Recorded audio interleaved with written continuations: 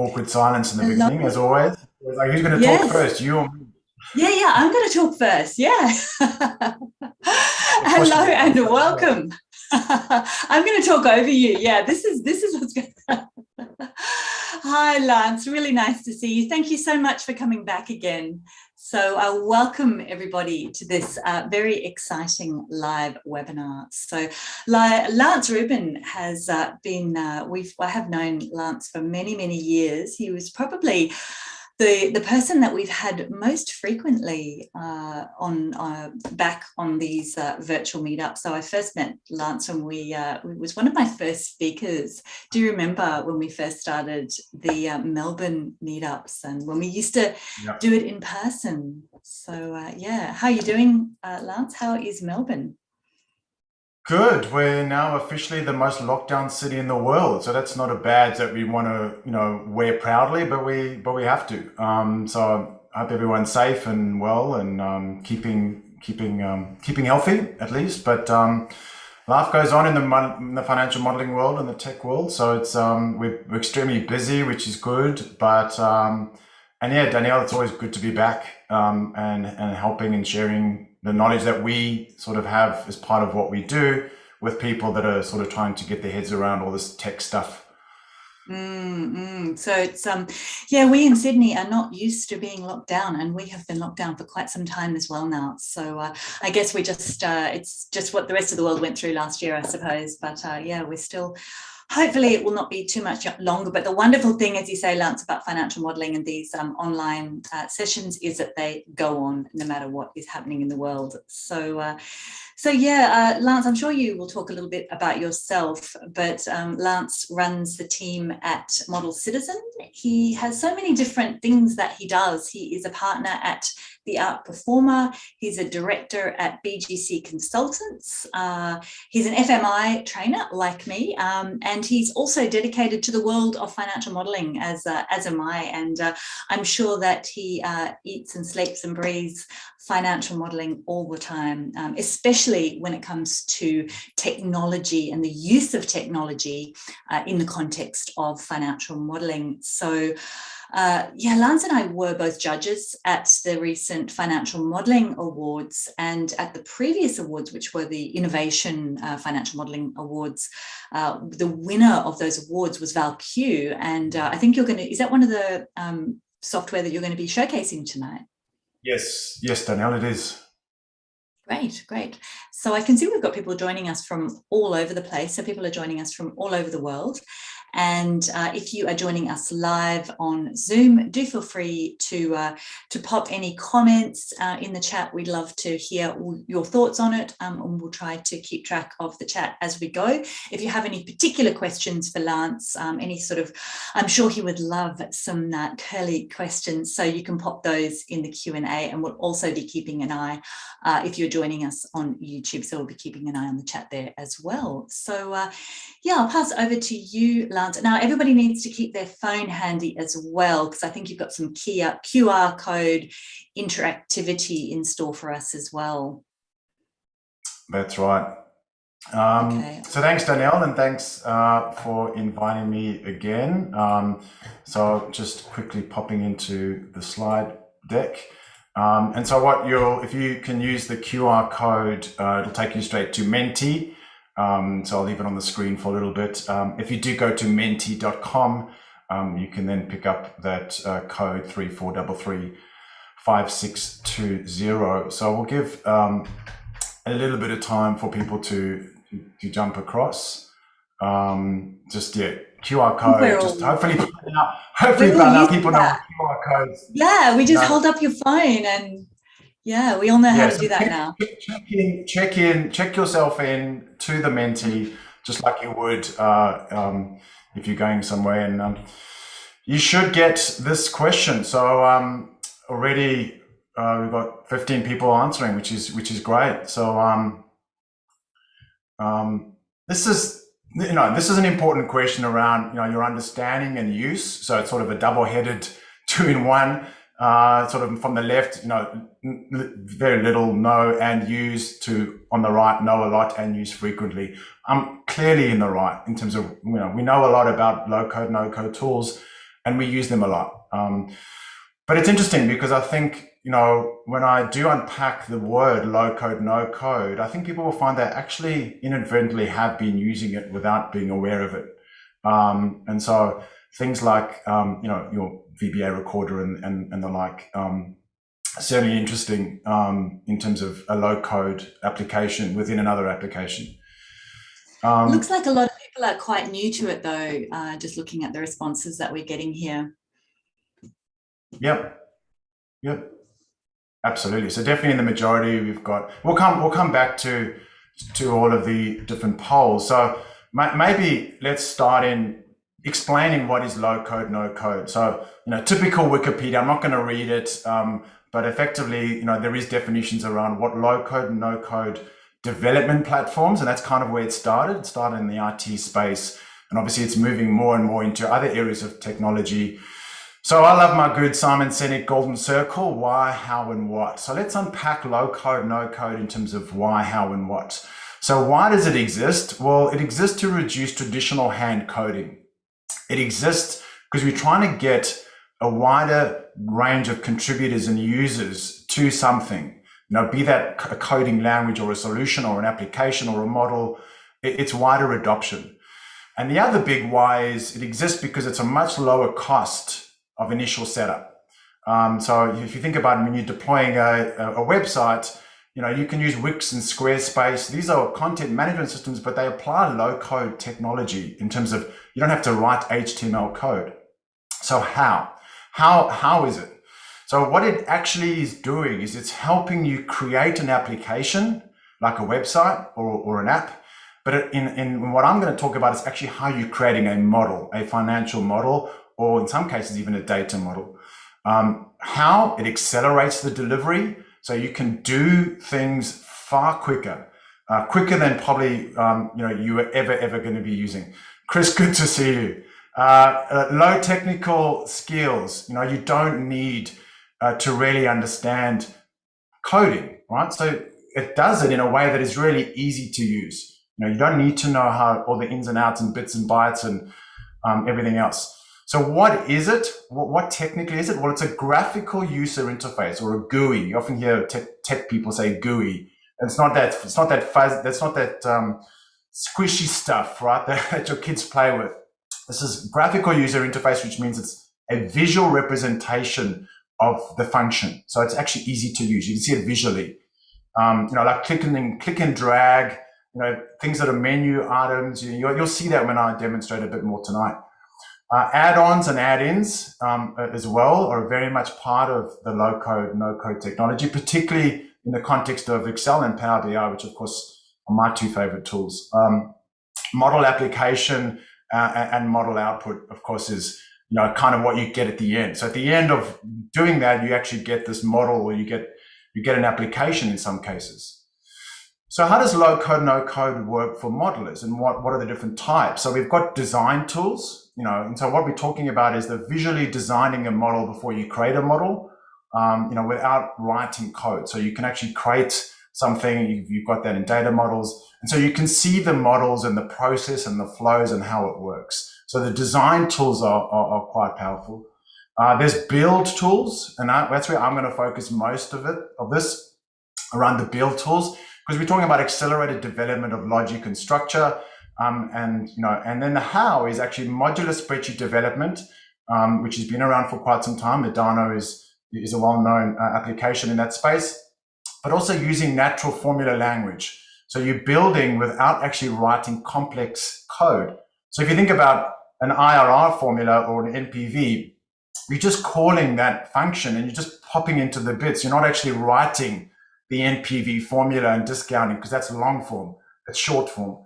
It's kind of that sort of thinking that much easier to write. And then you've got low-code tools for visualization, click and drag and drop. We use a few as well. Interactive, quick graphical user interface, and it's simple.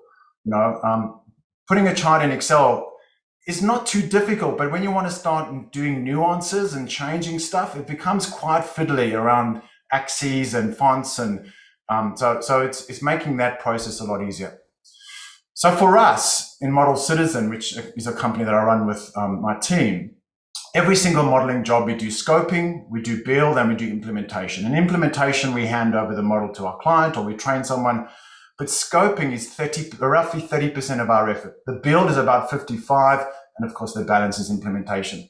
And so low code plays a part in each of these for us, right? In the scoping phase, in the build phase, less so in the implementation phase. And that's a savings of about 85% in our process. So we can save in terms of time and effort, using some of these technologies. When it comes to data and data analytics and BI, same thing. In fact, a lot of this stuff already sits inside. So your data sourcing, your extraction, your Power Query. Power Query is a low-code tool. It's very easy to use. It's actually writing the Mscript in the background. It's not writing code. It's actually a low-code tool. Data transformation, Power Pivot, another form of a low-code tool. Your data modeling and your loading, of course, and then data visualization. So all of these aspects, particularly in the data world, have got lots of low-code, no-code technologies.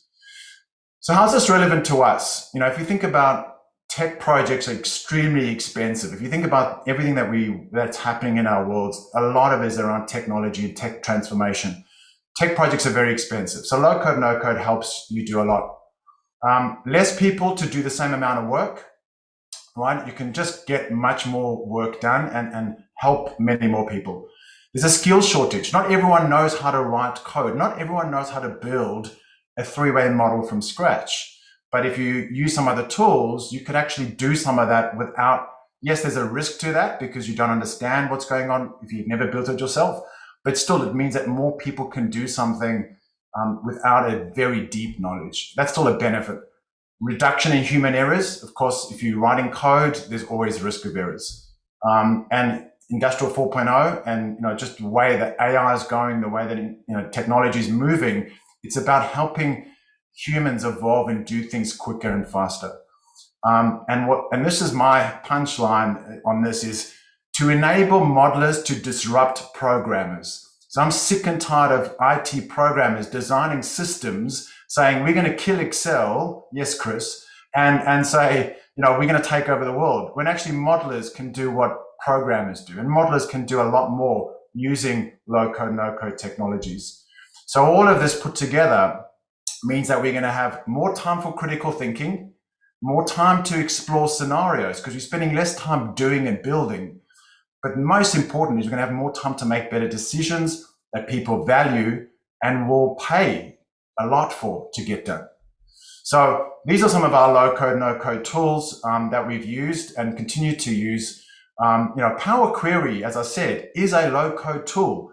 Before it existed, you had to write VBA code to bring data in.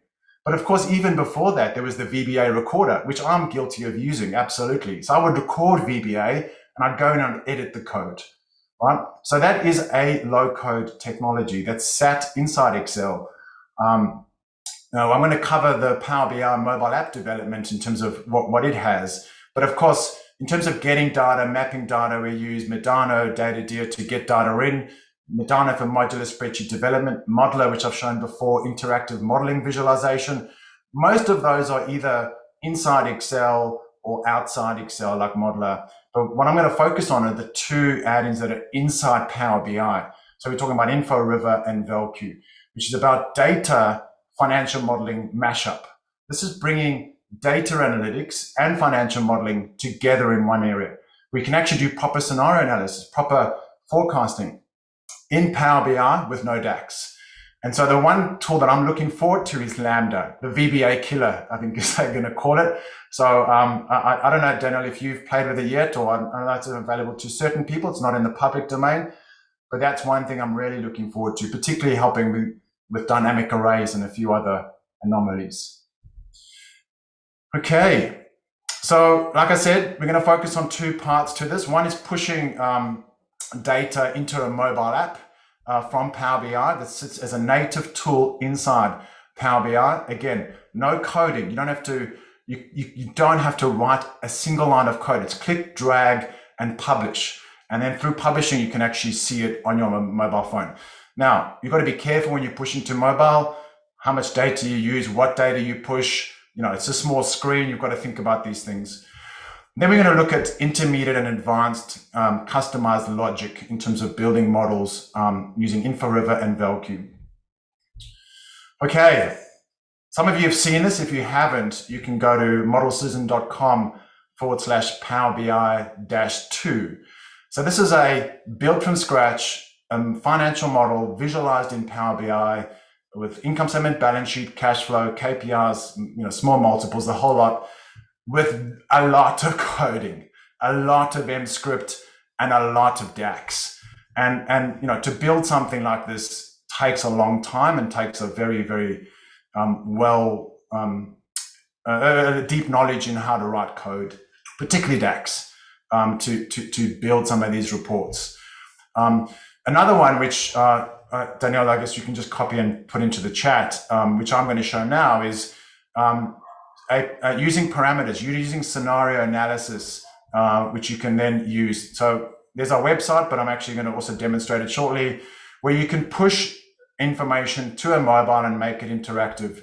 So modelcitizen.com/PowerBI-3. So you can interact with this and play with scenarios on Power BI embedded, which is in the website. But there's also an opportunity if you have Power BI installed on premise or in the cloud in terms of your organization, you can push to mobile devices in that as well. So I'll be showing that in a moment. So for those that want to jump on, they certainly can have a play later. I've just popped that into the chat, that URL. Oh, cool. Thanks. Okay, then we're going to look at some more intermediate scenario analysis and, using both InfoRiver and VelQ, which you can see the screenshots here, some basic growth rate logic and some more advanced scenario analysis, where you've got waterfalls of scenarios, comparing different scenarios side by side, tabular analysis, and all of this, I'm going to be creating some of this from scratch very shortly. And so that would be, an interesting process. So let's jump back to our poll for a moment. So I'd love to hear from people around, there's not many people that said that they know about low code, no code tools, but for those that do, I'd love to hear what is your best low code, no code tool. So, just a word cloud, if you just pop it in, even if you've used the VBA editor, the VBA recorder, that is a low code, no code tool. I'm sure some of you have. So like I said, even though people are not aware of it, one of the first low code, no code tools that I used was the VBA recorder. Interesting. Windows. Power Pivot, nice. Okay, we've got some Medano users here. Power Pivot, that's great. We've got some people in the chat as well saying Power Query, VBA Editor, Power Query and VBA. Alteryx, Power Automate. Yeah.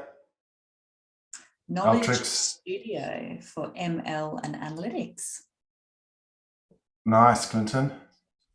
Yeah, I mean, I think for me, the probably the most widely used or widely known is Power Query in the more recent times in terms of low code, no code tools.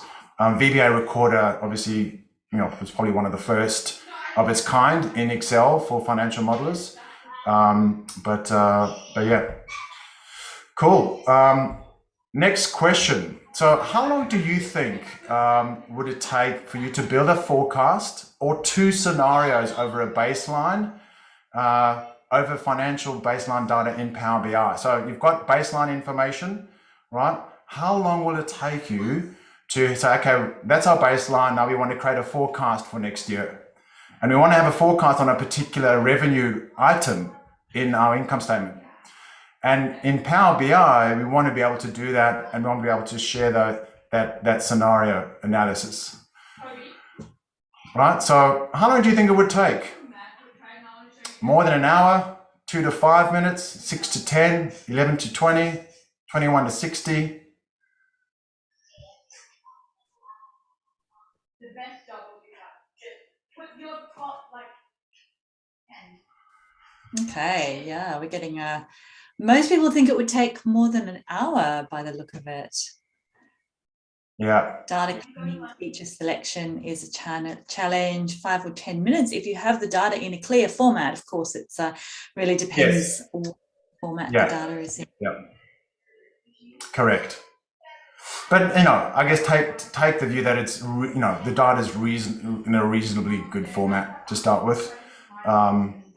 Yeah, not just forecasting, actually looking at some scenarios as well. So yeah, forecasting, but actually exploring a couple of alternatives.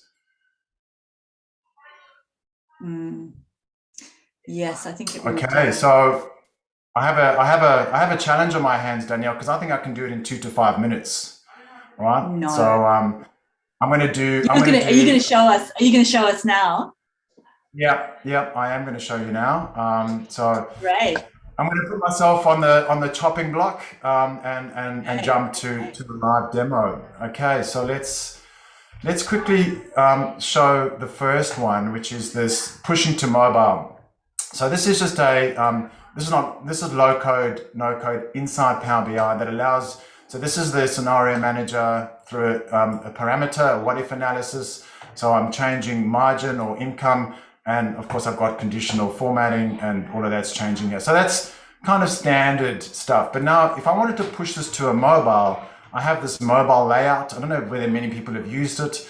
If I push this to a mobile, now suddenly this is a mobile. This is sitting on a mobile app. You can see that sort of mobile layout.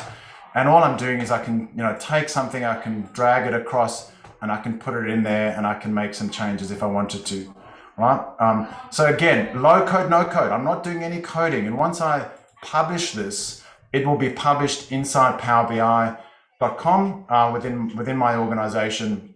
And if I have the Power BI app, it'll be published to my app. So I can then play with the scenario. Now, again, making sure you don't put too much on the mobile app so that you can use it. So all I'm doing is I want the scenario flex for margin and income. I want to see gross and I want to see the scenario gross margin. So the original and the scenario gross margin, and then just showing, what it is for the different quarters. So being able to, pretty amazing. Of course, to get to this point, you've got to do a whole lot of stuff and some parameters and other stuff. But I guess that's the one. This is already pre-built. But what I am going to do is I'm going to jump to this one where what we've got is we've got a set of P&L data. And Danielle, maybe you want to start a clock, or I don't know if there's a clock that I can maybe even start one. But you can put me on the timer there. So I'll tell you when. I will. Let me finish talking first. So here you have just the native Power BI matrix. So this is the data that we have. So right now, without any other tools, if I want to run a forecast on this, so I'd love to hear other people who said 5-10 minutes. Anyone who said less than an hour, how would they do it unless they were using something else, right?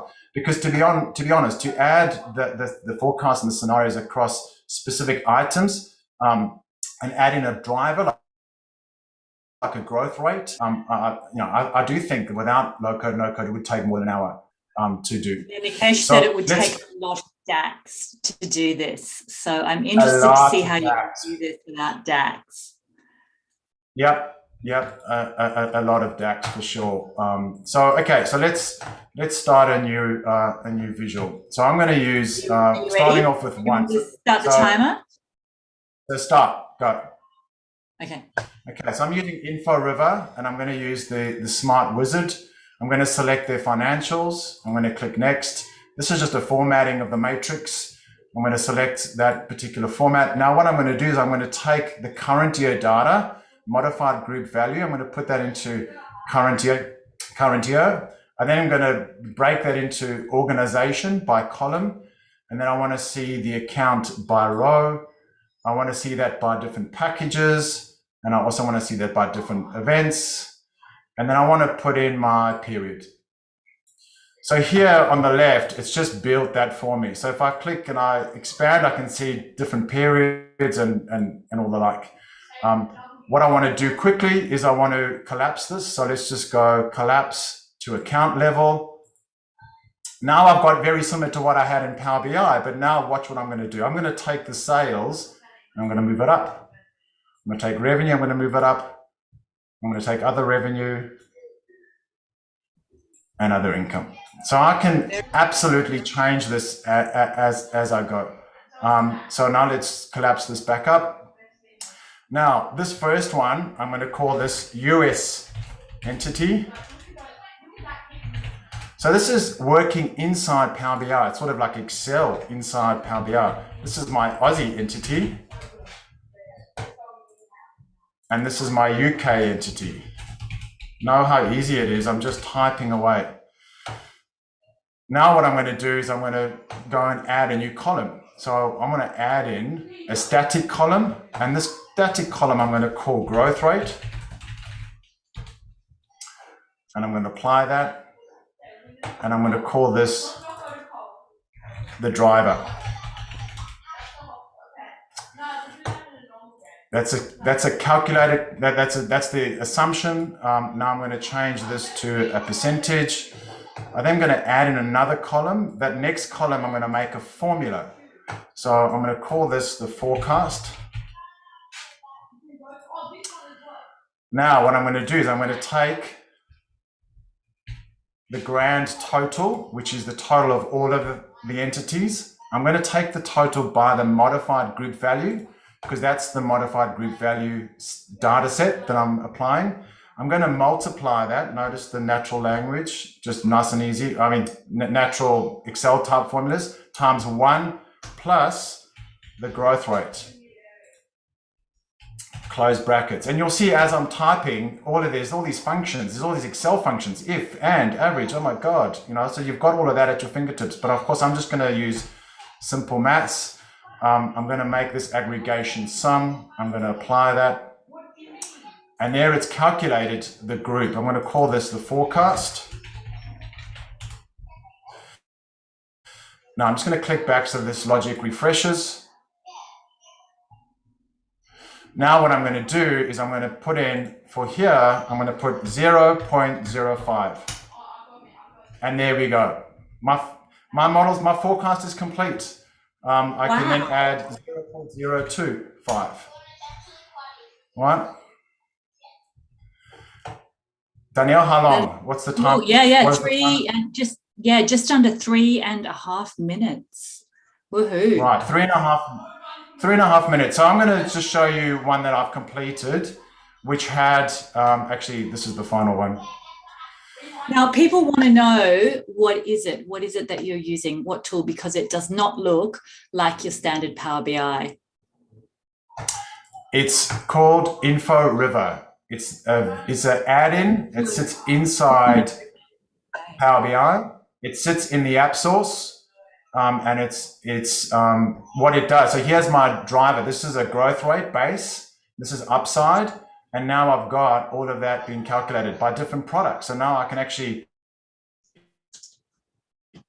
sorry.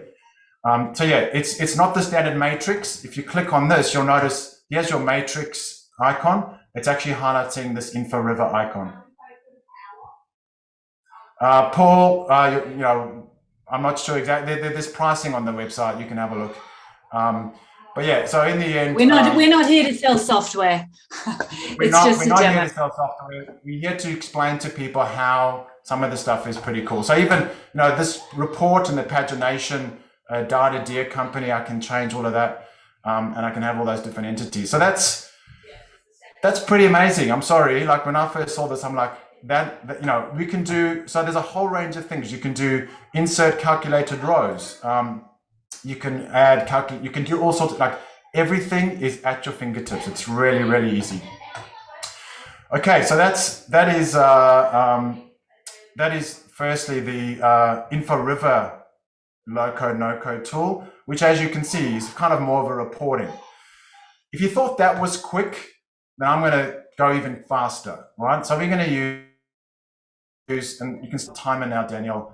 I'm going to use ValQ. So ValQ won the Financial Modeling Innovation Awards last year.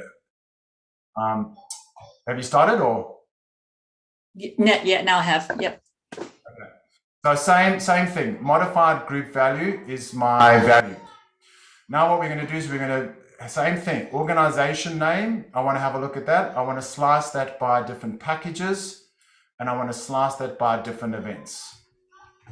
And here, I've got a couple of options in terms of getting started, but really I just want a simple model. So when I click the simple model, so 483,166, that is the overall profit. If I go back to my native Power BI, there's my 483,166, right? Same thing.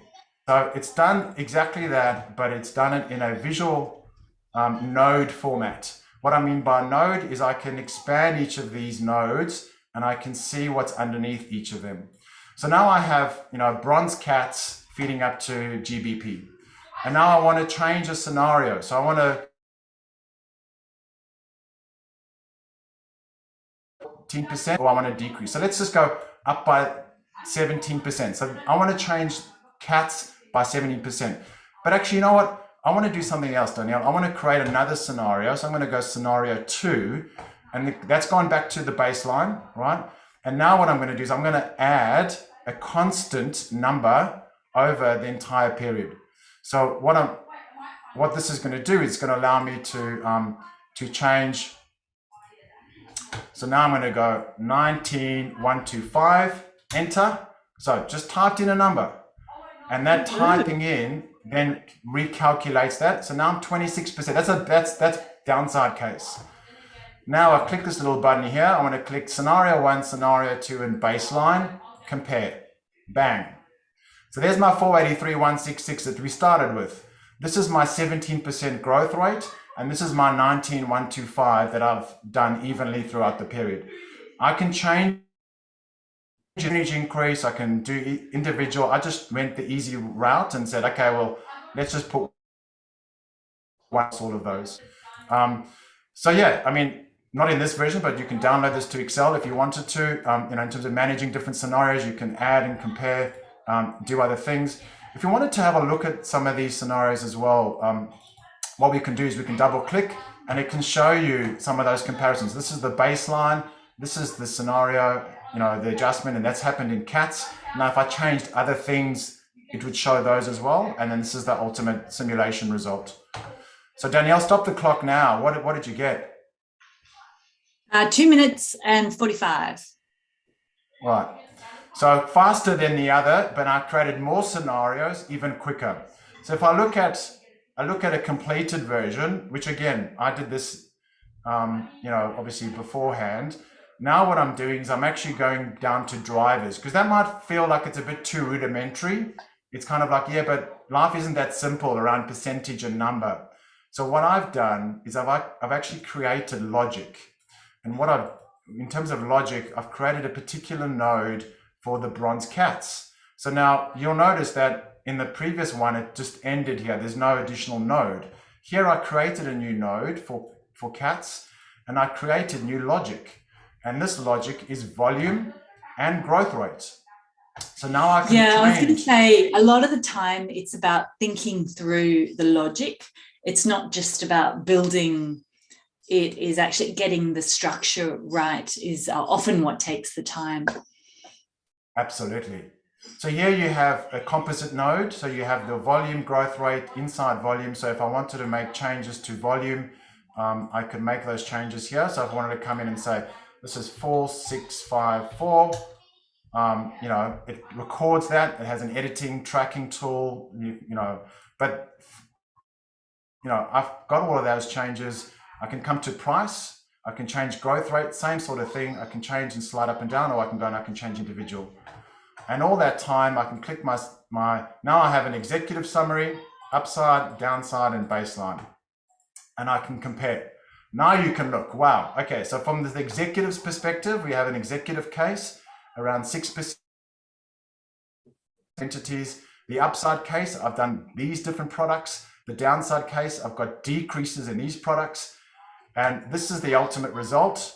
These are the ultimate results on a per entity basis. And these are volume and growth comparisons. So I can actually see the variances between the different scenarios at a driver level in terms of the volume and how the price changed. it's pretty amazing. Pretty amazing. We've got a question from Henry about size and capacity. So, how would this system handle something? Is it like Power BI where you? Same as Power BI. I think you have a gig. I think Power BI is a gig or 2 gig limit. I mean, it's massive. You can handle a huge number of records like you can in Power BI. You can. I mean, this is Power BI. This sits inside. So it's no different because it's still using the same application. It's like using an ad in an Excel, like Medano. You use Medano, it's still using the Excel storage capacity to run Medano. It's the same thing here. This is still using the Power BI storage. So you could put this on a server. You could put this elsewhere. You could go premium. You could increase the size because I think Power BI Premium allows you to scale size. So you actually could do, Henry, a lot of data, and actually in many cases just ingest the data from a database. So the data sits in a database, you pull it in, and then you can do all of that. You can do premium per user now. Yeah, that's right, Nikesh. Okay, so yeah, that's the end of the live demo. Of course, if you've got any questions, definitely pop them in, stay connected, or subscribe to the newsletter. But any other thoughts? Any other questions from people? I know we whizzed through that. Yeah. Do we have any other questions? I'm sure that there are plenty of other questions from those people who are live on Zoom. Do just drop them in. Is that? Do you find? Yeah, mind blown, says Patrick. That was incredible. So, is that the kind of thing that you do for your clients? So you implement these sorts of solutions? So great question, Danielle. We don't implement any solution until we've tested it and trialed it internally first. So I'm the last person to take any product or any solution to a client unless I know it works internally. So Value and InfoRiver we haven't yet used on a client. We've just used it internally. Of course, I'm the guinea pig when it comes to tech. So if it doesn't get past me, it doesn't get to my team. So I'm the gatekeeper there, and I've been very impressed with these 2 tools. And so absolutely, we'll be exploring those and using those. But we need to think about how the client's going to use it. How are they going to get trained on it? We do use Medano for a lot of our model builds. We train our clients how to use that. So when we introduce new tools, we've got to be cognizant of their skill set and how they can use it. Medano is an amazing tool, but it's got a steep learning curve. Some of these other tools are easier, but it's also more difficult, But what you put in is what you get out, The easier the tool doesn't necessarily mean it's the right. Yeah, here we go. I've been waiting for this question. Is there a recommendation for a LCNC solution for building a 3-way financial model? There are many. Is the answer. We currently have Medano as our go-to tool for low-code, no-code tool for building 3-way models quickly. So Medano is an Excel. I think I took it to mean in Power BI. Maybe he meant. Yes. Well, those. He didn't say that. Maybe that's not what he meant. Yeah, but that's what I. Yes, he said in Power BI. Yeah. $1 million. So for Power BI, you're looking at it. You're absolutely looking at it because I built some logic there in front of you, and the next step is for me to just take that a bit further. So building a model, once it's built, I can then reuse the content and the structure. So, when you build these models, you're just dropping in the data into it, the formula and the structure gets built in the visual. I can reuse that. Yes, absolutely, Chris. A far better option than Board, Adaptive, and Anaplan because it's natural language. It's easy to use. It's in the same environment, and people can use it. Okay, we have a question from Peter saying, is IR and ValQ competitors, or do you use them in combination with each other? Peter, I love that question. Guess what? They're owned by the same company. So the same company owns both products, which is why I'm actually demonstrating them together. So they're not competitors. but they do different things. You can see the way that they approach the use. I'd say they would be really powerful in combination, like I showed you, in combination with both. I think the difference for me is InfoRiver is probably more of a reporting, sort of statutory reporting style of model, whereas I think Valku is more of a visual, interactive sort of style. So it's probably dependent on your audience, on how they like to use it and how they what they want to do. No, they're actually owned by the same company, Lumel Technologies. Wow, I did not realize that. Okay, Gavin would like to know if we think it's likely that Microsoft, i.e. Power BI, will natively include all this functionality in the short term. Don't know about the short term. In the long term, so I will absolutely say in the short term, no, it's not going to happen, right? And the reason for that is Power BI are doing a fantastic Microsoft, are doing a fantastic job on Power BI, just improving its native function. Every month, it's completely. Correct. They're putting so many new features. And their user base is not just financial modelers, whereas Valku and I are more financial modeler specific in terms of their use cases. So I think that's not something that they would do in the short term, but hey, they might acquire them. Who knows? I mean, one doesn't know. I mean, I know Microsoft have a habit of when other people create cool tech, they go and they buy it and they integrate it. Xero does the same. Xero, the accounting giant, the cloud accounting giant.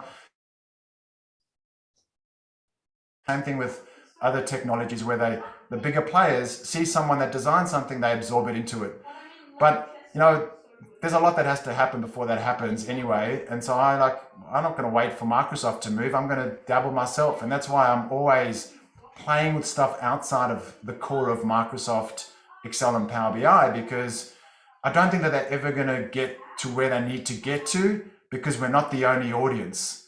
We may be the loudest, but I don't think we're the only audience and users of both Power BI and Excel. Certainly from Power BI, most people are data analytics, data people. They're not financial modelers. They're not from a finance background.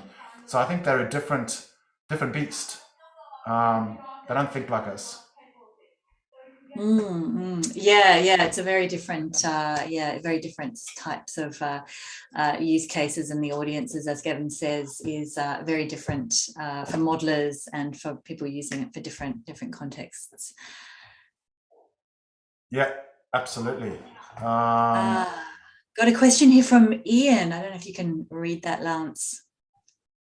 That's a long one, Ian. I've got to increase my chat bar. Hang on. That was awesome. Okay, I'll read it out. How do you deal with clients who have low technical knowledge of these types of systems? So these tools are easy and fantastic from a user's point of view, but the modeling and understanding behind them is not common in a finance team. Yes, very true. I find that a lot with my clients. I may build a system or a model that would use Power Query or Power BI for them, but then a challenge begins when you're trying to hand it over. I would be interested to know how you handled this with clients. A long question, but a great question. What do you reckon? Awesome question. And I think for me, it's, do you invest time and skills in the people or the technology? And so it's a conversation with the leader to say, I think your team need to upgrade their skills. So I think there's a conversation that you need to have with maybe Danielle or myself or other people around, let's get your team up the curve on just the basics of Excel and the basics of Power BI. Because if they don't have that, then they're missing the point. The way in which we do that, what we do is in that implementation phase, that last phase in our projects, we actually do training. So what we do is we package the model up, but we actually train them on where the gaps are. So it's not just about, hey, here's the model, good luck. It's, okay, here's the model, but actually, do you understand how we went about this and why we went this way and why we did this and why is this formula and how does this work? And then we provide ongoing support and we provide ongoing help for them to learn how to use these tools, because it's important. I mean, there's nothing worse than getting a model that then you throw away later. So we don't want that. We want people to love, use, and embed and then only come to us if they've got some really complex issues, or if they break something, which does happen, they call us and we fix it. But it starts with the leader, Ian. I think you've got to get buy-in. I think you've got to realize that the biggest hurdle in technology is not technology, it's the people. And therefore, they have to invest in the people. They have to give them time. So with anything new, if people aren't given, if they aren't given the time, thanks, Chris. If they aren't given the time to think about it, reflect and learn, doesn't matter what the technology is. It could be anything. It could just be an Excel file, a really complex Excel file. They will not get their heads in space. So go hard on automation, go hard on clearing the decks so they can actually understand what it is they need to do and work on, because it ain't a spreadsheet. You know, it's sort of getting outside the spreadsheet, thinking the bigger picture, using scenarios. You know, it's really being, exactly, Chris, mindset, curiosity, learning. That's where we need to play. We need to sort of come away from our keyboard smashing and think bigger picture. Okay, all right. Wow, that's a great question. Yeah, Ian says, great answer. Thanks for your help. It's the people side of being a consultant. Things are challenging. We need to help finance teams to develop and move with the times. LCNC is not going away. It is getting more common. That's very true.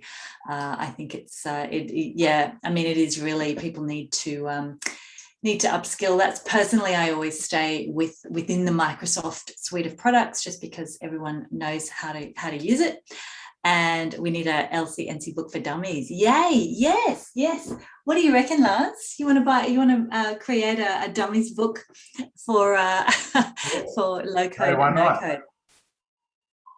Ian, it is hard, but stay in that good fight, says Chris. Thanks, Chris Argent. The only thing I'd say to Henry is a low code, no code book on would probably be redundant by the time it could complete by some other tool that came out.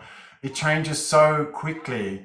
I mean, these tools, River and Valku, have only come onto my radar in the last sort of 12 months, actually. And so before that, I wasn't even, aware of them.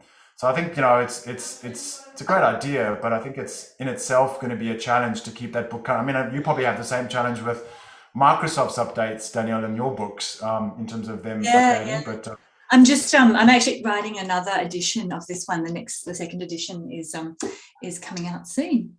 So yeah, because it's the way it's more about how Excel looks, and the tools that we're using are just slightly different. We're using different functions, formulas, and different techniques are changing. A lot less with Excel though. Power BI is changing far more rapidly. So for yes, it's just this guy behind me that needs to work on his model. It's not the halo, but yeah, I do get comments on the great background. But yeah, it does look like, because I've also got a light shining in front of me, because obviously it's nighttime in Australia, so I've got a light shining, which is why my head's shining, which probably also explains it's not the light above it's shining on my head. It's actually the light behind my screen. Do you like my virtual background? People often think it's a picture. No, it's just a. Oh, I can see your MVP on the wall there, Danielle. That's, yeah. That little thing. Did I mention that I'm now an MVP? Very exciting. I only mentioned it like 500 times. So I think that's about it. Yeah. I don't think we have any more questions. Anything else that you would like to add, Lance, on this fabulous topic before we sign off for the evening? Yeah, so Danielle, a couple of things. One is you're going to send out the PDF of that Power BI outputs that I shared. Of course, connect with me on LinkedIn. I'm constantly pushing boundaries in the space of tech and financial modeling. So we have articles coming out, and I can't wait to do face-to-face again, Danielle. So when both of us get out of this craziness of lockdown, hopefully we can run another meetup in beautiful Sydney or cold Melbourne. Either way. It's been far too long. Yes. Can't wait. So, or London. Yes. Oh, I wish. very much wish. I'd love to get on a plane again sometime. So yeah, fantastic, everyone. Thank you so much, everybody, for your great participation. Thank you again, Lance. We must do it again soon. So see you all in a couple of weeks' time. We are going to hear from Jordan Goldmeyer coming to us from New York. So yeah, looking forward to that. Thanks again, Lance. See you.